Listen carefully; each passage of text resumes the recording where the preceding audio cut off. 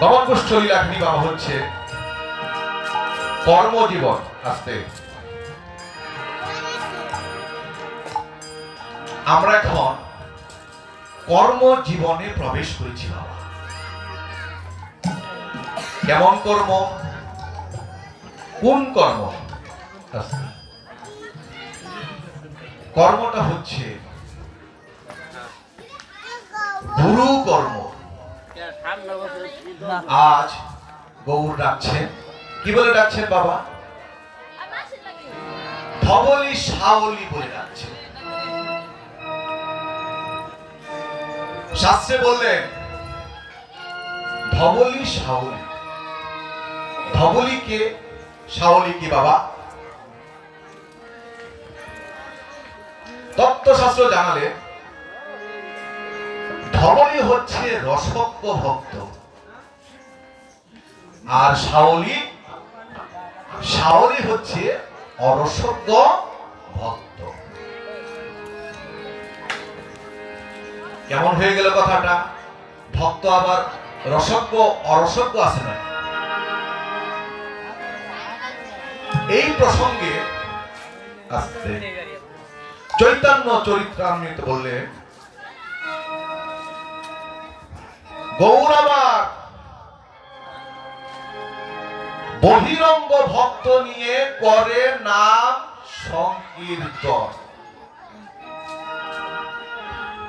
অন্তরঙ্গ ভক্ত নিয়ে করে গৌর নাম আস্বাদন।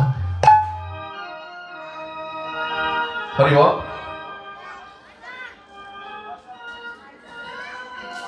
নদিয়া নগরে গৌর অবতীর্ণের সময় বাবা গৌরের যত ভক্ত ছিল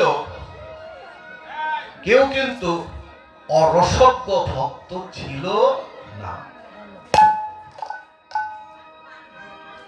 শুধু ভক্তের তারতম্যটা বোঝানোর জন্য ধবলি শাওলি ব্যাখ্যা করা হয়েছে মাত্র। তত্ত্বশাস্ত্রে বললেন যিনি পিতৃবস্তু সঠিক রেখে আমার গৌরের ভজনা করেছেন তারাই হচ্ছে বাবা রসজ্ঞ ভক্ত। আর যারা পিতৃবস্তু সঠিক না রেখে আমার গৌরের ভজনা করেন তারাই হচ্ছে বাবা অরসজ্ঞ ভক্ত। তাই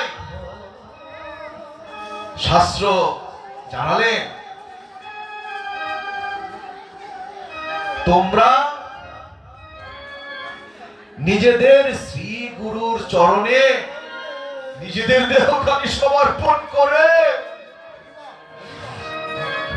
গুরুর চরণে দেহখানি সমর্পণ করে একবার হা গৌর বলে ডাকো।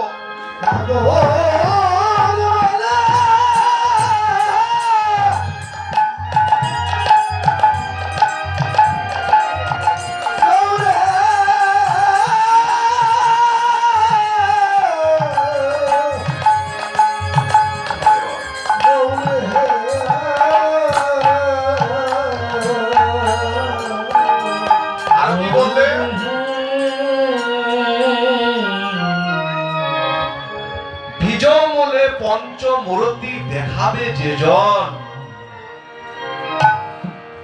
আমার গুরুকে শ্রী গুরু বলি ইহারি কারণ।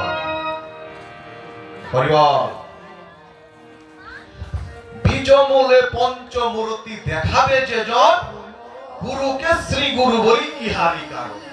বাহ, কত সুন্দর কথা। এই যে কর্মজীবন বাবা গোষ্ঠী এলাম, মাতৃ জঠরে মাতৃগর্ভের সপ্তম মাসে বলেছিলাম